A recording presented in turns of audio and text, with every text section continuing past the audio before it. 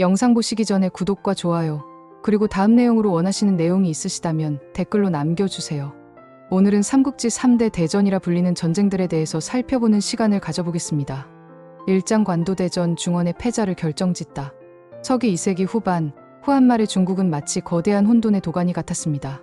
황실은 무너져 내렸고 각지에서 군웅들이 들고 일어나 저마다 천하통일을 꿈꾸었죠. 그 중에서도 단연 돋보이는 두 거물이 있었으니 바로 하북의 명문 출신이자 막강한 군사력을 자랑하던 원소와 비록 환관의 후손이라는 미천한 배경을 가졌지만 탁월한 전략과 냉철한 판단력으로 세력을 키워나가던 조조였습니다. 원소는 4대에 걸쳐 삼공이라는 최고위직을 지낸 명문가의 자손이라는 자부심이 대단했어요. 그는 수많은 인재를 휘하에 두고 있었고 특히 하북이라는 비옥한 땅에서 나오는 풍부한 물자와 막대한 병력을 자랑했습니다. 원소는 자신을 명문가의 적통이라 여기며 조조를 간웅으로 깔보았고 스스로가 중원의 유일한 패자가 될 것이라고 확신했어요. 반면 조조는 끊임없는 정변과 전투를 통해 실력을 증명하며 천자를 옹립하여 정통성을 확보한 상태였습니다. 이제 이 두 거대한 세력은 중원의 패권을 놓고 피할 수 없는 최후의 대결을 준비하게 됩니다. 원소는 무려 10만 명이 넘는 대군을 이끌고 관도로 진격했어요. 그 중에서도 정예 병력은 7만 명에 달했으며 기병대만도 수만 명에 이르렀습니다. 이 병력은 조조가 동원할 수 있었던 총 병력인 4만여 명을 압도하는 규모였습니다.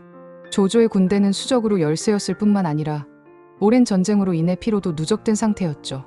전투는 허창으로 가는 길목이자 황화와 가까워 전략적 요충지인 관도에서 벌어졌습니다.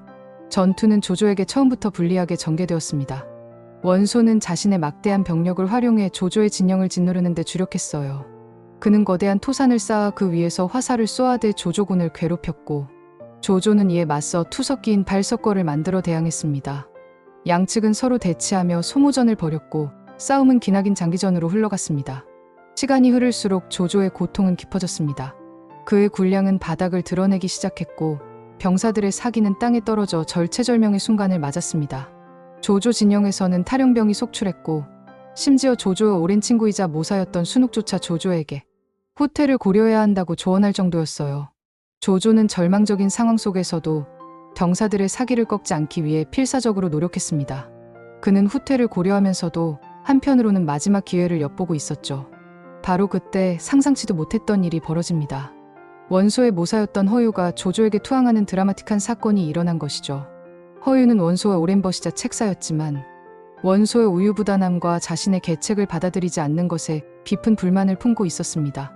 또한 가족이 원소에게 구속되는 사건까지 겹치면서 그는 조조에게 투신하기로 결심합니다. 허유는 조조에게 원소군의 막대한 군량미가 쌓여있는 오소라는 곳의 위치를 고스란히 알려주었습니다. 게다가 오소의 방비가 허술하다는 결정적인 정보까지 덧붙였죠. 조조는 이 절호의 기회를 놓치지 않았습니다. 그는 허유의 정보를 듣고 즉시 대담한 결정을 내렸습니다. 자신이 직접 정예 병력 5,000명을 이끌고 오소를 기습 공격하기로 한 것이죠. 그는 병사들에게 거짓 깃발을 들고 밤낮으로 행군하여 원소의 군량미를 불태우러 간다고 말했습니다. 원소는 허유가 배신하고 오소의 정보를 넘겼다는 소식을 듣고도 이를 믿지 못했거나 너무 우유부단하게 시간을 허비하며 결정적인 대응을 하지 못했어요. 그는 오소 방어보다 조조의 본진을 공격하는 데 더 많은 병력을 보내는 치명적인 실수를 범하고 말았습니다. 조조는 밤을 새워 오소에 도착했고 곧바로 맹공을 퍼부었습니다. 방심하고 있던 원소군의 오소 수비대는 미처 대응할 틈도 없이 무너졌습니다. 조조는 오소에 쌓여있던 원소의 막대한 군량미를 송두리째 불태워버렸습니다. 군량이 불타오르며 치솟는 거대한 불길은 원소군 진영에서도 똑똑히 보였고 이 엄청난 소식은 삽시간에 원소군 전체에 퍼져나갔습니다.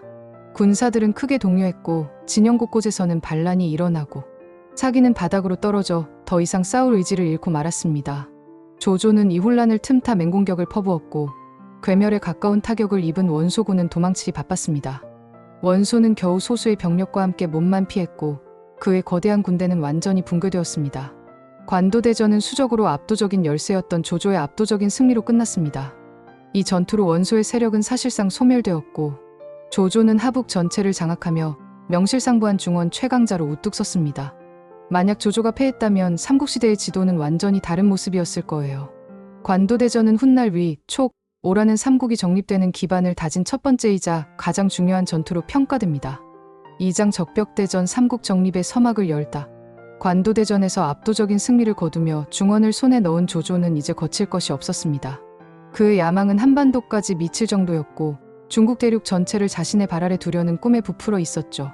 조조는 먼저 형주를 손쉽게 점령하며 파죽지세로 남아있습니다. 형주의 지배자였던 유종은 싸움 한 번 없이 조조에게 항복했고 조조는 그의 군대와 수군까지 고스란히 흡수하며 더욱 강력해졌습니다. 이제 조조의 다음 목표는 장강 너머 강동의 젊은 군주 송권과 정처 없이 떠돌던 영웅 유비였습니다. 조조는 자신이 80만 대군을 이끌고 있다고 호언장담했습니다. 물론 실제 병력은 그보다 적은 20만에서 30만 명 정도로 추정되지만 당시로서는 상상하기 어려운 규모의 대군이었습니다. 조조는 이 거대한 병력을 이끌고 장강을 건너 남방을 완전히 장악하려 했죠. 반면 송권은 조조에게 맞설지 아니면 항복할지 심각한 고민에 빠졌습니다. 송권의 신하들 대부분은 조조의 위세에 눌려 항복을 주장했죠. 이때 강동의 용맹한 대도독 주유는 결사항전을 외쳤고 유비의 책사 제갈량 역시 송권에게 동맹을 설득하며 조조에 맞설 것을 종용했습니다. 결국 송권은 이들의 설득에 넘어가 조조에 맞서기로 결단을 내렸습니다. 송권과 유비의 연합군은 약 5만 명의 소수 병력에 불과했지만 그들의 결의는 뜨거웠습니다. 전투는 양쯔강의 붉은 절벽, 적벽 부근에서 벌어질 참이었습니다. 조조는 육상군을 급하게 수군으로 전환하며 거대한 전선을 구축했습니다. 그는 북방 출신 병사들이 배멀미로 고통받는 것을 보고 배들을 서로 쇠사슬로 묶어 거대한 평지처럼 만드는 기발한 전법을 사용했죠. 병사들은 배멀미를 덜 느끼며 안정감을 얻는 듯 보였습니다. 하지만 이것이 훗날 그의 발목을 잡는 치명적인 약점이 될 줄은 꿈에도 몰랐을 겁니다. 주유와 제갈량은 조조군의 이러한 약점을 꿰뚫어 보았습니다. 북방군이 수전에 익숙지 않고 쇠사슬로 묶인 배들은 화공에 매우 취약하다는 것을 알아챘죠. 그들은 하늘의 기상 변화까지 예측하는 뛰어난 지략으로 화공을 계획했습니다. 제갈량은 동남풍이 불어올 것을 예견했고 주유는 노장 황계에게 거짓 항복하는 척 조조군 진영으로 향하게 했습니다. 황계는 자신의 배에 인화물질과 기름을 가득 싣고 불을 붙인 뒤 조조의 거대한 전선으로 돌진시켰습니다. 남동풍이 거세게 불어오던 어느 밤 황계의 배들이 조조의 전선에 닿자마자 맹렬한 불길이 치솟았습니다.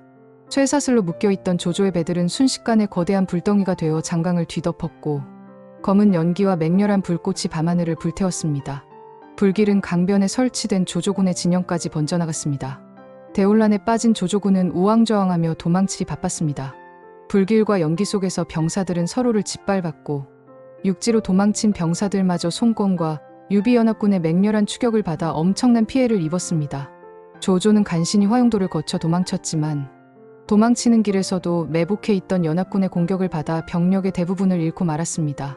조조는 겨우 목숨만 건져 달아났고 그의 천하 통일 야망은 적벽의 불길 속에서 한 줌 재로 변하고 말았습니다. 적벽대전은 송권과 유비연합군의 극적인 승리로 막을 내렸습니다. 이 전투는 조조의 남진을 완전히 좌절시켰고 중국은 명실상부하게 세 개의 강국, 즉 위, 오, 촉한으로 나뉘는 삼국 정립을 확정지었습니다. 조조는 다시 북방으로 물러나 위나라의 기반을 굳건히 다졌고 송권은 강동의 오나라를, 유비는 형주의 일부와 익주를 기반으로 촉한을 세울 수 있는 결정적인 발판을 마련했습니다. 3장 이릉대전 촉한의 몰락을 알리다. 적벽대전 이후 유비는 송권의 도움을 받아 형주에 남은 지역과 비옥한 익주를 차지하며 세력을 확장했습니다. 마침내 221년 유비는 스스로 황제에 올라 촉한을 건국하며 명실상부한 삼국시대가 본격적으로 시작되었죠. 이제 삼국은 위, 촉, 오로 나뉘어 천하를 호령하는 듯했습니다. 그러나 촉한에게는 중요한 거점이었던 형주를 놓고 송권과의 갈등이 점점 깊어지고 있었습니다. 형주는 촉한의 북벌을 위한 전략적 요충지였지만 오나라 입장에서도 강동 방어의 필수적인 곳이었으니까요. 갈등은 결국 비극으로 치달았습니다. 송권은 동맹 관계를 깨고 맹장이자 유비의 의형제인 관우가 지키던 형주를 기습적으로 공격하여 점령했습니다. 그리고 이 과정에서 오나라에게 붙잡힌 관우는 결국 목숨을 잃고 말았습니다. 가장 아끼던 의형제 관우의 죽음과 함께 촉한의 중요한 영토인 형주를 잃은 유비는 분노에 휩싸였습니다. 그는 복수심과 형주 수복이라는 명분으로 오나라에 대한 대규모 공격을 감행하기로 결정했어요. 제갈량과 조은을 비롯한 많은 신하들이 무리한 출정이라며 만류했지만 유비의 고집은 꺾이지 않았습니다. 심지어 또 다른 의형제인 장비마저 관우의 복수를 맹세하며 출전을 준비하던 직전에 부하에게 암살당하는 비극이 겹치면서 유비의 분노는 극에 달했습니다. 그는 221년 무려 70만에 달한다고 자칭하는 대군을 이끌고 오나라를 침공했습니다. 이 싸움은 형주 서쪽 장강 상류의 험준한 이릉 지역에서 벌어졌습니다. 유비는 수십만 명의 대군을 이끌고 오나라 영토 깊숙이 진격했습니다. 그는 오나라의 최전선을 빠르게 돌파하며 승승장구하는 듯 보였습니다.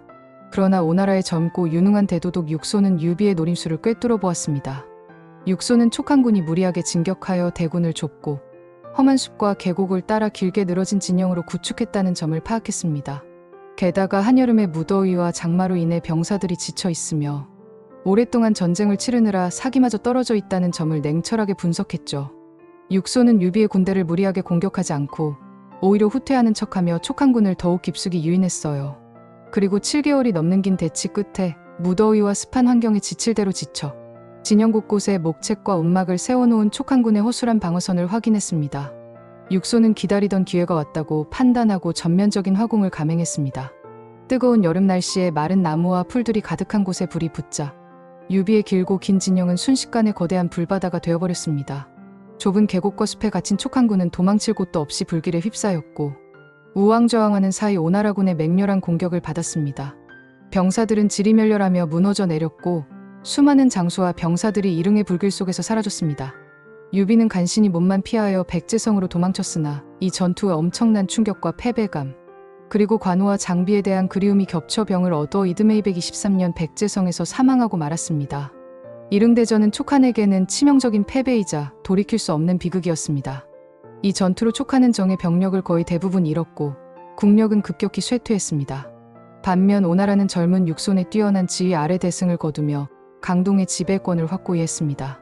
일흥대전은 촉한이 다시는 재기할 수 없음을 알리는 비극적인 신호탄이었고 결국 삼국시대의 세력 균형이 오나라와 위나라 중심으로 완전히 굳어지는 결과를 가져왔습니다. 이는 촉한의 멸망에 결정적인 영향을 미친 전투로 기록되며 삼국지의 흐름을 결정적으로 바꾼 마지막 대전이었습니다. 오늘 이야기가 유익하셨다면 구독과 좋아요 누르고 다음 이야기도 기대해주세요.